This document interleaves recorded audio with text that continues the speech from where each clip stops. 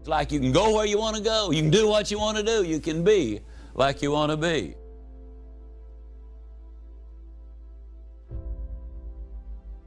About 8 or 9 years ago, there was a new cafeteria that opened here in Dallas. And I like to eat in cafeterias because I can choose exactly what I want and I can see what I'm about to eat. So I was excited about this one because it was a new chain of cafeterias and give us a new source of eating. Well, the redhead and I rode past it. Now, my wife, incidentally, I refer to her as the redhead. She's a decided redhead, meaning simply that one day she just decided she is going to be a redhead. And when I talk about her, I call her the redhead. When I'm talking to her, it's Sugar Baby. And her name is Jean. Well, the redhead and I were riding down, and every time we would pass the cafeteria, the line was sticking out the door. Finally, the beautiful day came, no line out the door, we go walking in. When we walked in, we could understand why the line was not out the door, because they had snaked it all over the place.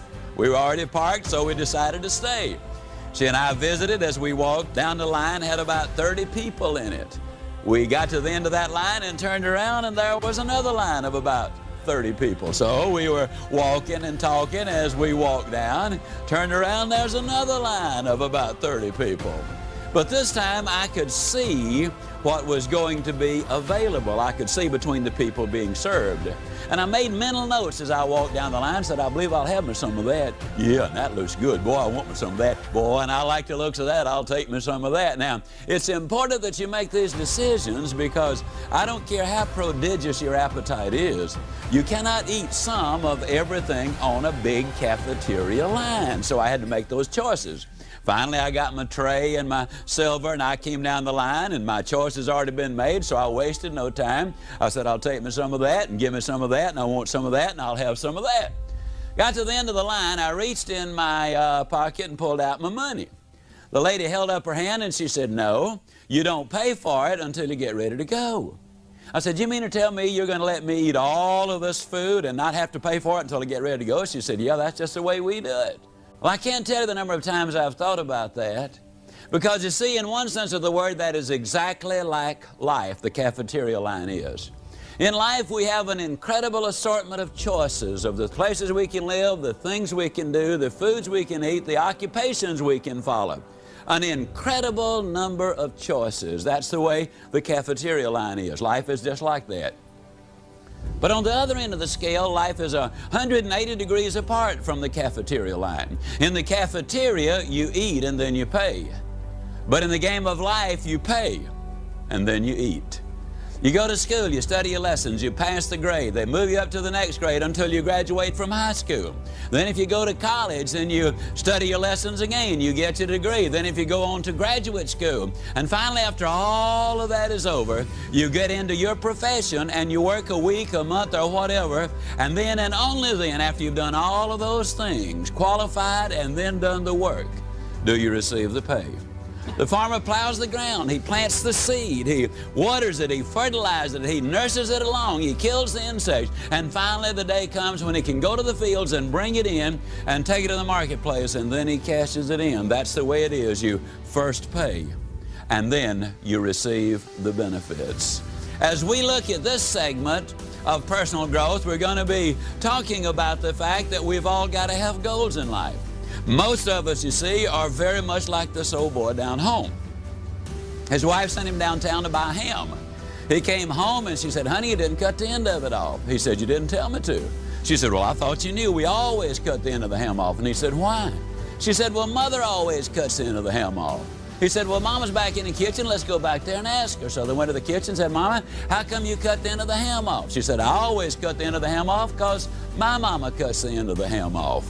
So the old boy said, well, let's solve this 3-generation mystery right now. They got on the phone long distance. They called Grandma and they said, Grandma, how come you cut the end of the ham off? She said, I cut the end of the ham off because my roaster is too small.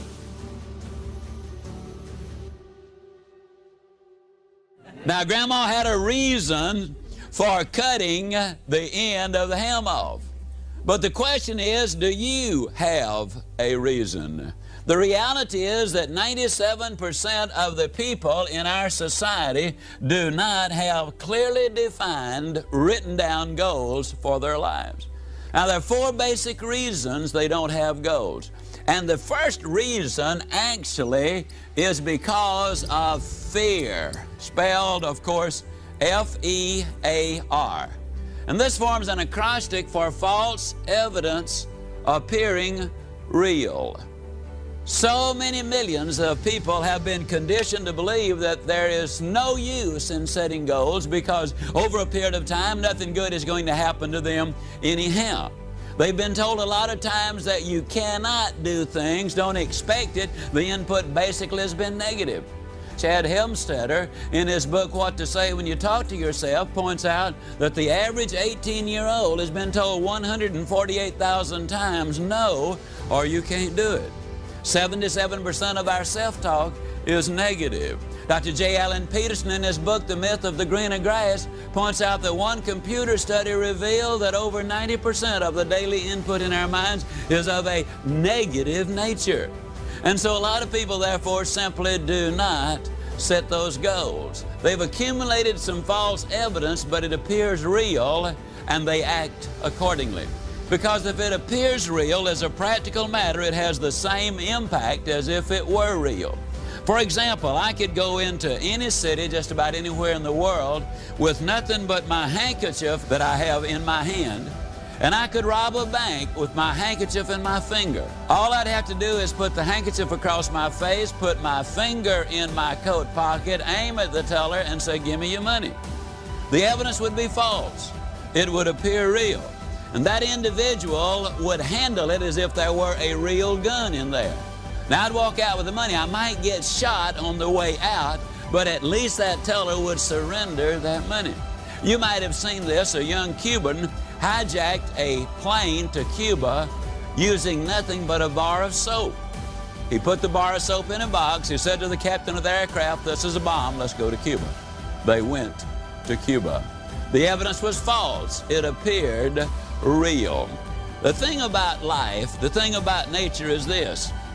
Oliver Wendell Holmes years ago said, "The great tragedy in America today is not the waste of our natural resources, though that is a great tragedy." He said the real tragedy is the waste of our human resources. And the average individual will go to their grave with their music still in them. You see, man and nature are 180 degrees apart. We use up nature's natural resources by using them up. We use up man's natural resources by not using them at all. Fear keeps a lot of people from setting goals. The second thing that keeps a lot of people from setting goals is because they have such a poor self-image. They cannot imagine in their wildest imagination them becoming college graduates, getting the superb job, living in the nice home, winning the ideal mate. They cannot imagine themselves being financially successful or secure. Their image simply will not let them get there. Now understand again that we perform in accordance with the image or the picture we have planted in our own mind. Positive thinking will not work for the individual who is negative on himself. You got to have that positive image, that good self-image of yourself. One of the most amazing stories, which I believe really epitomizes what I want to say about this, is the story of Tom Hartman. On January the 28th, 1979, Tom Hartman attended a seminar up in Oklahoma City, Oklahoma. It was an all-day seminar. Later, I got a letter from him. Since then, he and I have become friends. We've corresponded a number of times, visited a number of times.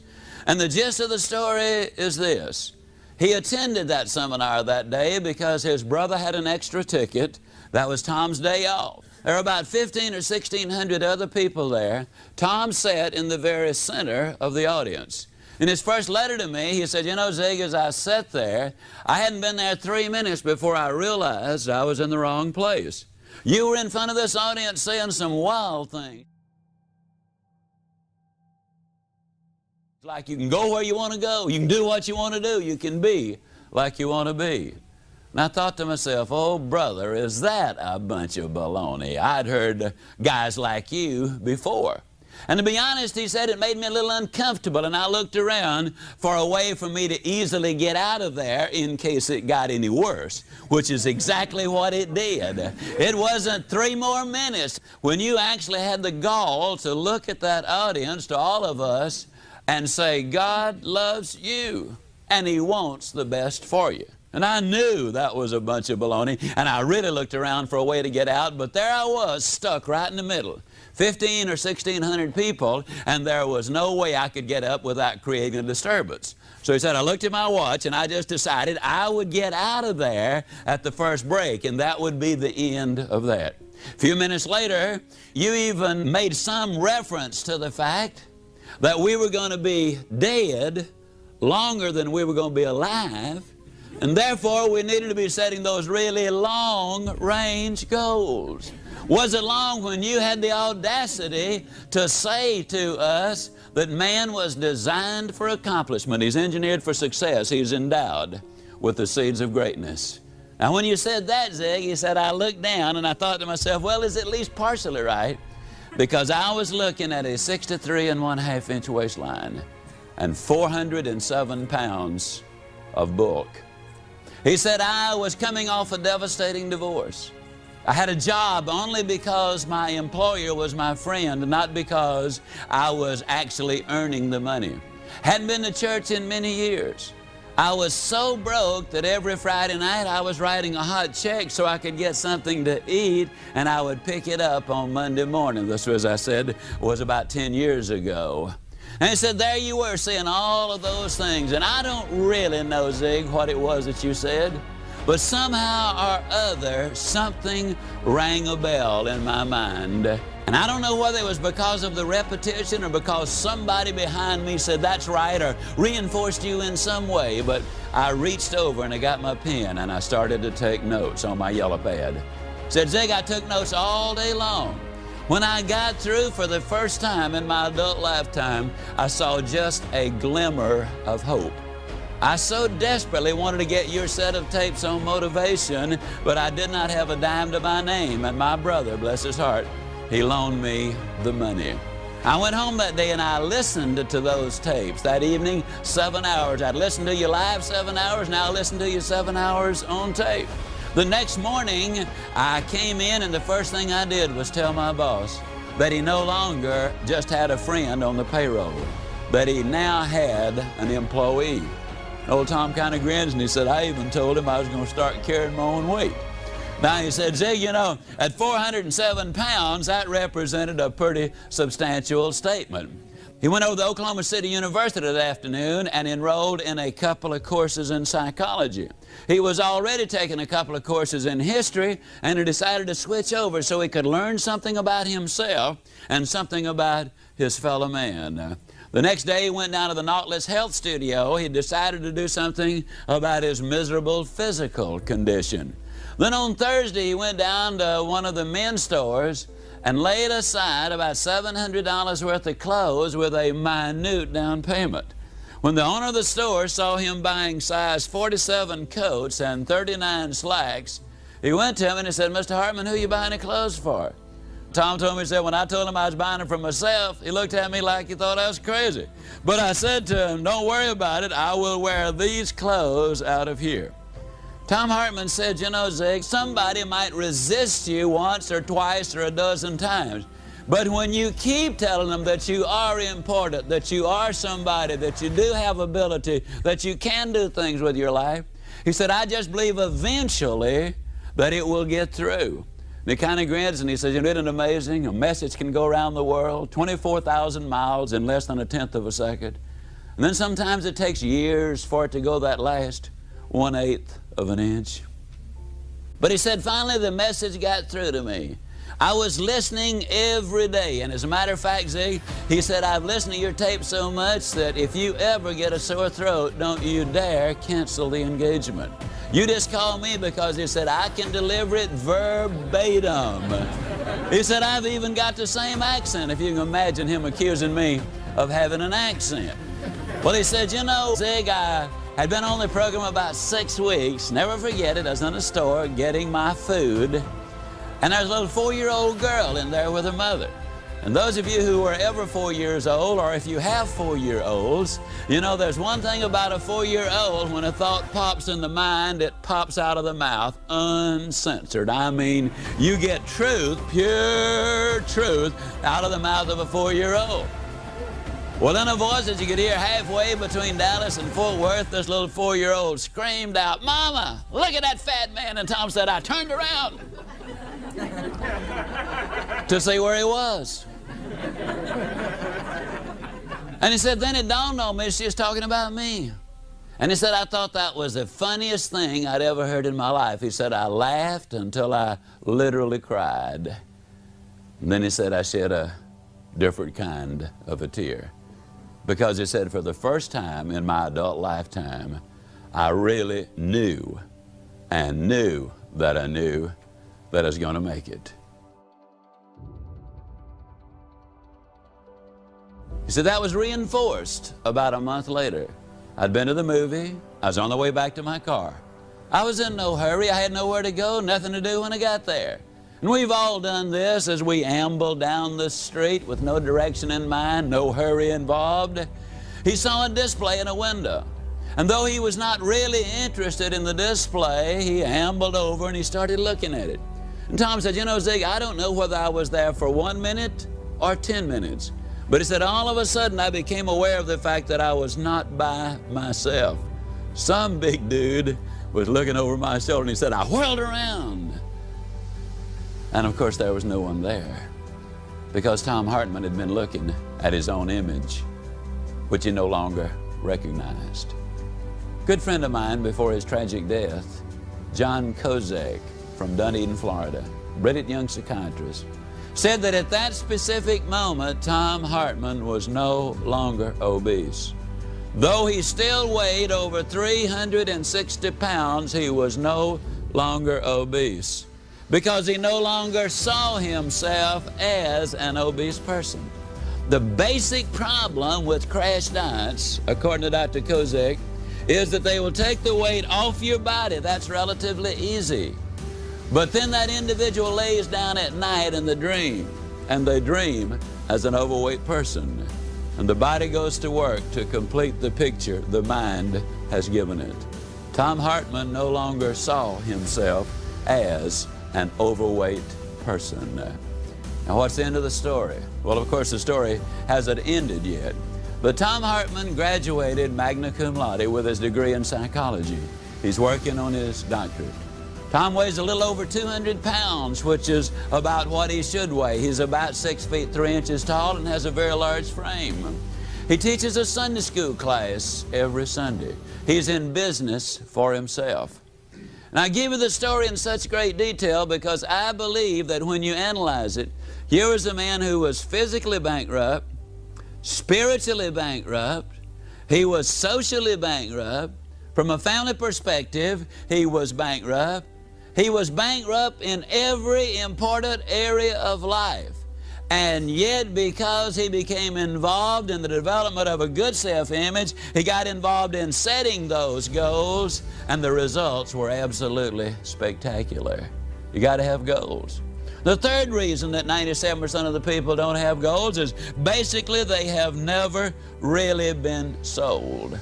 Now, that's my prime function in this particular segment, is to sell you on having your goals, and that is exactly what I'm going to do. By the time this recording is over, you will in fact be sold on the absolute necessity of having goals.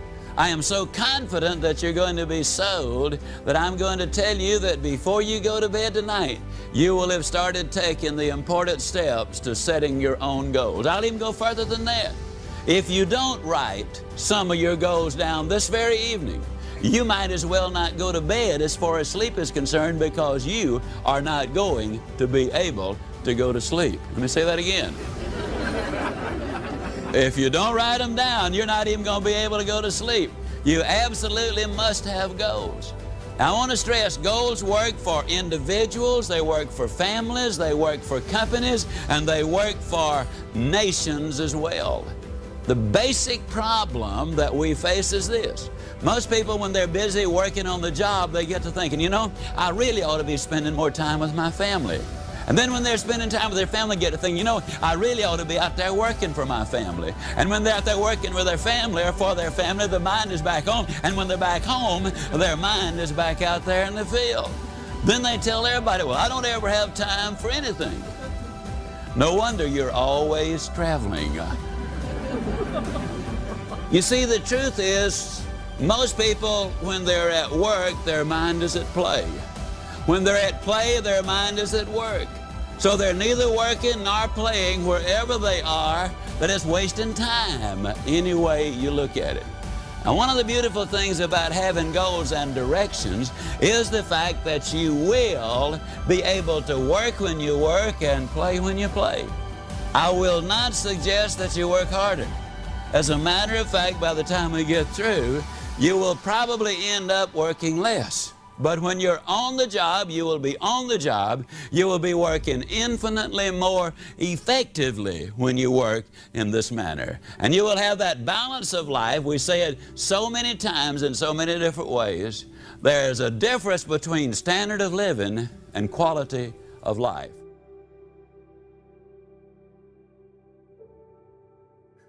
And we're going to be looking at quality of life because that's the significant thing. 1953, Yale University did a study of their graduating seniors. They discovered that of those seniors, only 3% of them had taken all of the steps necessary to set their goals. That is, they had identified exactly what they wanted and written it down. They had spelled out why they wanted to reach these goals. They had listed the obstacles they had to overcome in order to get there. They had identified the people, the groups, and the organizations they needed to work with in order to get there. They had identified what they needed to know to reach that goal. They had developed a plan of action to reach that goal. And finally, they were able to put the date on it as to when they expected to get there. Only 3% of the graduating seniors had taken all of those steps. An additional 10% had taken 5 of those steps, but 87% of them, beyond identifying that they wanted to be a doctor or a professor or an attorney or whatever, really had not done that much towards goal setting. Now, please understand, everybody has goals. One of your goals, for example, if you're in your car listening to this recording, one of your goals was to listen to this recording. Everybody has goals. But we want to get a little more involved in that. We really want to get involved so that we know exactly what we're doing and why we're doing it, and we can get much better results. 1973, they did another study on those seniors who had graduated from Yale. And in the 2 areas which they could measure, that is their financial accomplishments and their career accomplishments, the 3% who had taken all of the 7 steps had accomplished more than the 97% who had not. Ladies and gentlemen, the evidence is absolutely overwhelming. You must have those goals. You cannot make it as a wandering generality. You must become a meaningful specific. A lot of people go to work tomorrow because that's what they did yesterday. And if that's the reason you're going to go tomorrow, you won't be as good as you were yesterday because now you're 2 days older and you're no closer to the goal, which you do not have. A lot of people complain about lack of time. It is not lack of time in 99% of the cases. It is lack of direction. Direction literally creates time, and motivation creates energy. Let me see the hands of those in here who have ever had one of those days. Can I see your hand? You know what I'm talking about, don't you? All right. You get up early in the morning. You've got that critically important appointment at 8:30. And so you get up 2 hours early. You want to make absolutely certain you get there on time. And you walk out the front door. You're all spiffed up and spanked up. I mean, you're really raring and ready to go. You got a full hour to get there. But as you walk out, you notice that you've got a flat tire. That's the best thing that happens to you all day long. I mean, that is just the beginning point of it right there. You hustle and bustle and sweat, and you get the tire changed, and you got to change your clothes, you clean up, and you rush down to the appointment. You get there on exactly the specified time, and you see a little note on the door. Sorry, I was called out of town.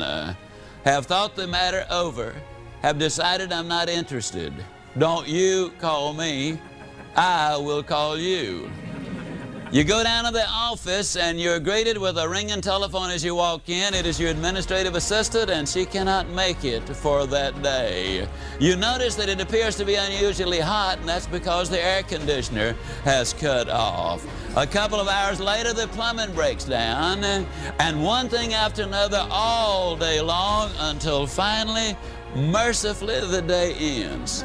And you're not whipped, you are whooped. I mean, you have had it. You wearily get your coat, you struggle out to the car, and you drive home with scarcely enough energy to walk in the front door. Your wife, of course, lovingly greets you there at the front door, and she said, honey, I'm so glad that you didn't have to work late, because today is the day. Today is the day for what? Oh, honey, don't tell me you've forgotten. You know, we planned on this for the last 3 weeks. We planned on what? Today is the day, honey. Don't you remember today is the day we clean the garage? Oh, honey, not today. I couldn't put one foot in front of another, honey. I just don't have any. Oh, honey, it's not going to take that long. I'm going to help you. It won't take more than 2, 3, 4, 5 hours. Absolute maximum. Oh, honey, I just can't. Not today. I just ain't up to it. I don't have any energy, and the telephone rings. Voice at the other end says, hey, partner, I've got us a tea time over at the country club in 17 minutes. We've got time to get in 9 if you feel like playing. If I feel like playing, man, I'll be there in 10 minutes.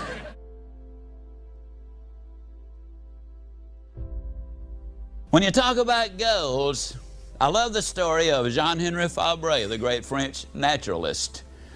He conducted a series of experiments with some processionary caterpillars, so named because they follow each other in a procession. He lined them around a flower pot until they formed a never-ending circle. He put some pine needles in the center of the flower pot, that is the food of the processionary caterpillar. They started going round and round and round, 24 hours a day, 48 hours in a 2 days, 72 hours, and then they kept going on and on for 7 full days and 7 full nights. They went round and round and round until they literally dropped dead from starvation and exhaustion. With an abundance of their favorite food less than 6 inches away, they had starved to death because they confused activity with accomplishment. A lot of people do exactly the same thing. You don't know where you live, but I can tell you something about your town. And I can tell you about somebody who's in the same business that you are. Some of them are doing exceptionally well, and some of them are not doing good at all. And I don't care what that business is. It's not the location, it is not our abilities, but basically it is because of our thinking and our direction that definitely is going to make the difference. There's so many people, you see, who never really get those directions in life. You've seen them in every company. They will come in and you watch them all day long. They're almost hyper. They're here and they're there and they're everywhere else. I mean, they're busy, busy, busy. But at the end of the day, you will still see a full desk and no evidence that they've accomplished anything, because they really don't have direction. The most outstanding example of goal setting that I have ever heard of has to do with the Japanese. In 1950, a war-torn, devastated Japan, a nation which had lost a higher percentage of its young men to war than any nation in the last 100 years, cities had been bombed out. They have no real natural resources. They have no iron ore. They have no coal. They have no oil. But in 1950, the leaders of government and business and industry got together. And they said, let's set a goal. Let's become the #1 nation in the world in the production of textiles during the 1950s. And they made it. In 1960, they set the impossible goal. and that was to become the #1 nation in the world in the production of steel. Now, in order to do that, they got to build the steel mills. They've got to import the iron ore from thousands of miles away. They've got to import the coal and the oil from thousands of miles away. They've got to manufacture the steel. Then they've got to ship it thousands of miles to its market and undersell its competition. Impossible. But the Japanese in this case did not look at what they did not have. They looked at what they did have, a willingness to work, and they worked hard. They reached their goal. In 1970, they set another goal. They said, during this decade, let's become the #1 nation in the world in the production of automobiles. They missed it by 1 year. It took them until 1980, when their plant became the largest and #1 producer of automobiles in the world. In 1980, they set another goal. They said, during this decade, let's become #1 in the production of electronics and computers. And all you've got to do is go to Videoland, and all you've got to do is look at the computer world today, and you can see exactly what they are doing. Because goals do work, whether it's for the individual, the family, the company, or the nation. I'm absolutely convinced that we have a real threat unless we have our goals more firmly in place, and that is to remain strong so we will remain free. Goals absolutely work. I love the story of Sir Edmund Hillary. You might have heard it. Sir Edmund Hillary, you know, was the first man to scale Mount Everest, the tallest mountain in the whole world. Can you imagine him climbing down off that mountain? And one reporter comes up to him and said, "Tell me, Sir Edmund, how'd you climb the tallest mountain in the whole world? How did you do it?" Do you think for one moment he said, "Well, I was just out walking around"? Can you imagine the chairman of the board, General Motors? Somebody comes to him and said, "How'd you get to be the chairman of the board for General Motors?" And he said, "Well, I just showed up for work, and they started promoting me, and here I am, the chairman of the board for General Motors." Can you imagine the coach of an NFL football team, Landry, for example, calling the Cowboys together one Saturday afternoon and saying, "Fellas, now, you know we're going to play them Washington Redskins tomorrow. That's a pretty tough bunch. We better think of something to do." You see, that's absurd. It's ridiculous. They will spend hours and hours and hours planning a football game. And yet we don't plan the most important events in our life. Too many Americans spend more time planning the wedding than they spend planning the marriage. Too many people spend more time planning on how to get the job than they spend on how to becoming productive and successful in that job. You gotta have goals. J.C. Penney expressed it this way: "Give me a stock clerk with a goal, and I'll give you someone who will make history." But he said, "You give me someone without a goal, and I will give you a stock clerk." You gotta have goals, that's for sure. I don't know if the name Howard Hill rings a bell with you or not. Howard Hill was a good Alabama boy, and he was an archer. He entered 286 archery tournaments. He placed first 286 times. He killed a Cape buffalo, the toughest game animal alive to bring down. He killed it with a bow and arrow. He killed a Bengal tiger with a bow and arrow. He killed a lot of game animals with a bow and arrow. As a youngster, I have seen newsreels of Howard Hill from a distance of 50 feet, where he would literally split the bullseye dead center, and then he would take the next arrow and split that dead center. An incredible demonstration of skill. He killed an 18-foot shark under 15 feet of water. Or was it a 15-foot shark under 18 feet of water? I know it was a great big one in his way down there. I do know that. Howard Hill was an incredible marksman. Now, I have never shot the bow and arrow professionally, but I am an instructor par excellence. That means I'm good. That means I'm real good. As a matter of fact, I am so good as an instructor that I could take anyone in this live audience this evening, or anyone who will ever hear this recording, and if your eyesight is good and your health is good, I could spend 20 minutes with any one of you, and at the end of the 20 minutes, I would have you hitting the bullseye more consistently than Howard Hill could have hit it the best day he ever had. Provided, of course, we had first blindfolded Howard Hill. And turn him around a couple of times so he'd have no idea which direction he was facing.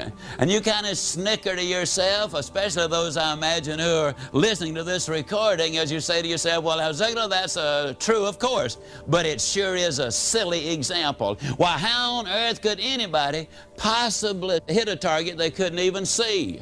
That's a pretty good question. Here's one even better. How can you hit a target you don't even have?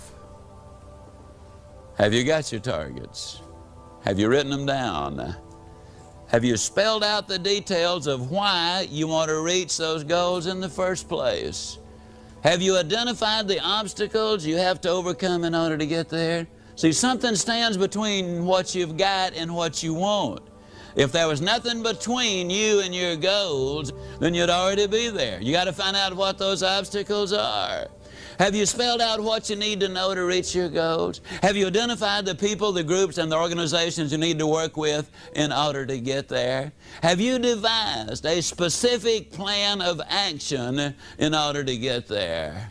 And finally, have you put the date on it? Now, the fourth reason that most people don't have goals basically is because they don't know how. Now, I'm going to give you some bad news and some good news, and as you know, you're going to get the bad news first. I mean, I'm not going to give you a choice. You get the bad news first. The bad news is this. If you really get involved in this goal-setting process, it will take you somewhere between 10 and 20 hours to really set your goals. If you really have a complex set of goals, it might take you 30 hours to set your goals. That's another reason so many people never do really set them, because that is a tremendous time investment. Now, that's the bad news. The two bits of good news that go with it. On the absolute authority of several years of personal experience and the experience of many, many people who've been doing this, I can assure you that once you have set those goals properly, you will have created for yourself an additional 3 to as many as 10 hours every week of your life for the rest of your life. Let me say it again. When you discipline yourself to do the things you ought to do, when you ought to do them, the day will come when you can do the things you want to do when you want to do them. The good news is this will give you an awful lot of time to pursue the things which you have a real interest. It will give you control of your time and your activities and your future. The rest of the good news is this. When you learn how to set one goal, you'll know how to set all goals. When you learn how to set a physical goal, you'll also know how to set a mental, a spiritual, a social, a family, a career, and a financial goal. Because there's a procedure. There's a formula for setting all of them. If you can figure out the answer to what 12 times 12 is, you can also figure out what the answer to 2,865 times 9,412 is. If you know the formula, you can come up with the answer. Now, to get you started on goals, let me share a little story with you, which I believe is significant. You see, I think as I tell this story and use this example, I think everybody ought to write a book. I don't necessarily believe you ought to get the book published or make any effort to get it published, but you ought to write a book. And I'll tell you what the title ought to be. What I think you ought to do to get the most out of life. Let me make a strong statement. If my book, See You at the Top, which has now sold 2 million copies counting foreign editions, if this book had never sold a single copy, I would still say this is the most profitable thing that I have ever done, if it had never sold a single copy. Now, I'm not only talking about standard of living, but I'm also talking about quality of life when I make that statement. You see, this book really ought to be entitled, what I think you ought to do to get the most out of life. As I was writing this book, I realized what I was doing was I was clarifying my thinking about what life was all about. For the first time, I really discovered what I believed, what I felt was important, and the research uncovered a number of things that I already believed, but I'd never been able to articulate. The title of your book ought to be, What I Think You Ought to Do to Get the Most Out of Life. I want to share information about this because I believe this is a classic example about what goal setting and goal reaching is all about. When I started writing this, the first words I wrote were, you can go where you want to go, you can do what you want to do, you can be like you want to be. Well, as I looked at those words, I kind of got to talking to myself, which incidentally, I hasten to add, is perfectly all right. I was on a program with Dr. Joyce Brothers, and she said, scientifically speaking, they have proved that people who talk to themselves are above average in intelligence. So if you've been talking to yourself, just be about it. It's perfectly all right. I'd like to express a personal opinion. That's all it is, personal opinion. I believe it's all right to answer. But if you ever catch yourself saying, huh? You got a problem. I caught myself saying, huh, because I noticed I was holding the words I'd written way out there because there was a 41-inch waistline between me and the book and well over 200 pounds of Ziegler. And the thought occurred to me that one of these days I'd be bumping into one of you slender guys or gals, and I could visualize you coming up to me and saying, Ziegler, you believe all that stuff you write? And I was going to say, of course I do. Then I could visualize you saying, do you believe it all? And I was going to say, well, of course I do. Then I could imagine you poking your finger in that 41-inch waistline and saying, Ziegler, do you believe it all? Then I was going to say, well, you know, us authors, we do take a little literary license every once in a while. Ziegler, is that your fancy way of saying you lied about it? Now hold the phone, friend. Don't call me a liar. People don't like liars. Well, you're at least a hypocrite then, man. Don't call me a hypocrite. People sure don't like hypocrites. I know you know that a hypocrite is a person who simply is not himself on Sunday. As a matter of fact, you know, I've had a lot of people say, well, the only reason I don't go to church is nothing but a bunch of hypocrites down there. Of course, I always tell him, friend, don't let that stop you. Come on down. We got room for one more. Like I've had people say, well, I'd read the Bible, but I don't understand it. Of course, I don't think it's the part they don't understand that bothers them. Actually, the Bible is pretty clear. I bet you noticed it didn't call them the 10 suggestions. Well, anyhow, I had to make a decision. I had to decide either to take those words out of the book or I had to do something about me. Well, my boy was 8 years old, and I've always felt that a father ought to be able to spank his children until they get to be at least 12. The rate we were going, I wasn't even going to be able to catch mine, much less spank him, so I knew something had to be done. But the straw that broke the camel's back, the redhead kept telling me to hold my stomach in, and I already was. So I knew I had to do something. Went down to see Dr. Cooper at Cooper Clinic of aerobics fame. You know, he wrote the books. They've sold over 15 million copies in a jumpteen number of foreign languages. I went down for the examination. The first thing they did was took 2 quarts of my blood.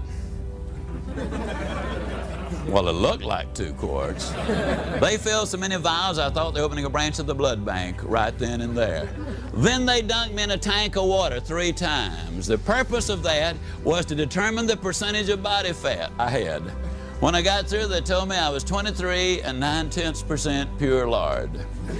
Then they put me on the treadmill, and on the treadmill, you know, you walk and you walk and you walk and you walk, and the longer you can walk, the better your physical condition. The worst possible condition was horrible. I decided, I just made up my mind, I'm going to stay on it until I at least get into just awful. And I made it by 4 seconds.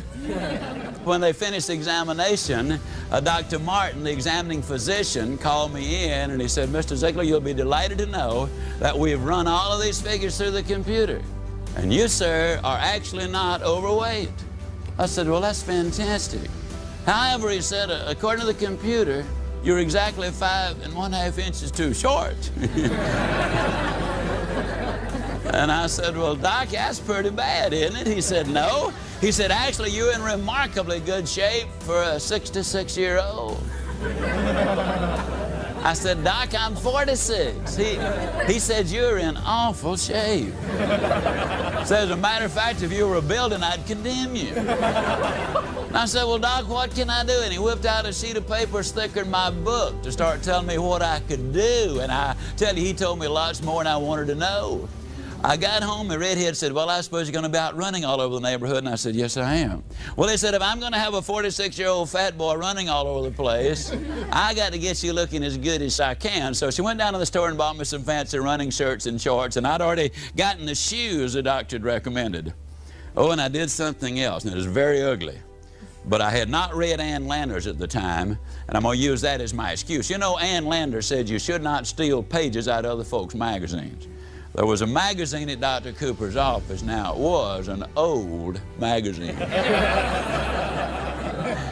had an advertisement in there for jockey shorts.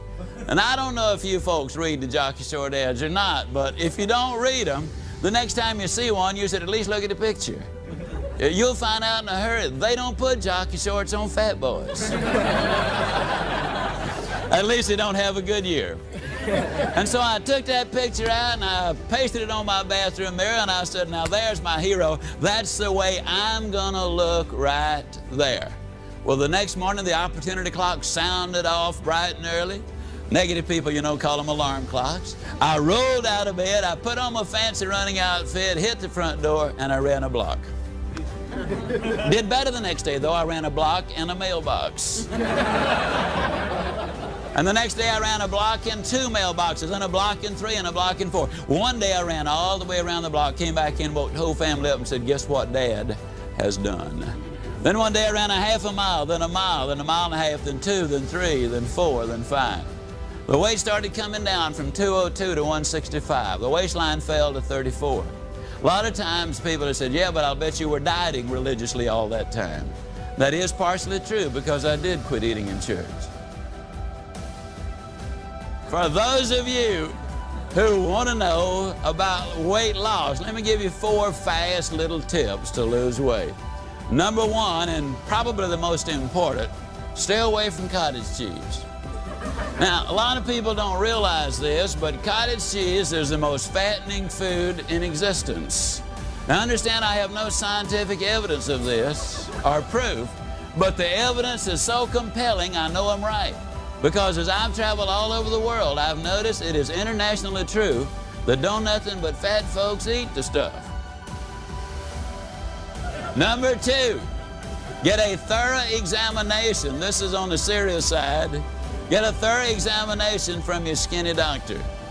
Now, if he's not slender, that means he doesn't believe in the importance of taking that care of his body, and he or she are not going to be very persuasive as far as their dealing with you is concerned. Get a thorough physical from a doctor who believes in what he's doing. The third thing is this: if the doctor starts to give you a prescription, do not walk out on the doctor, run out on the doctor. You didn't gain the weight taking pills, and you're not going to permanently lose the weight by taking the pills. Now, I'm going to make a claim which I could not prove in 10,000 years, but I honestly believe it's the truth.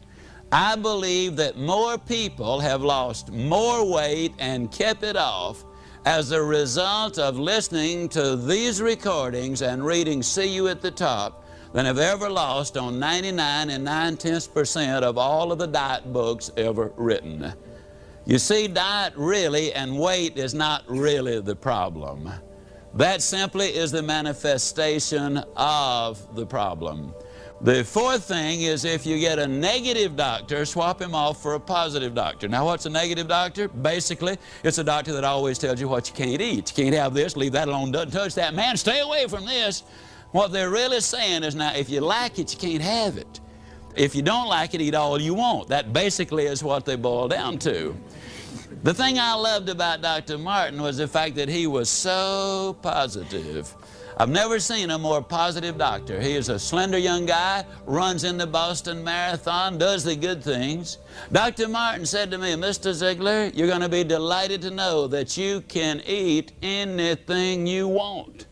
He said, I have prepared a list of what you are going to want. People often say to me, Ziegler, what can't you eat? I don't know what I can't eat. Why should I clutter up my mind with a bunch of stuff can't have anyhow?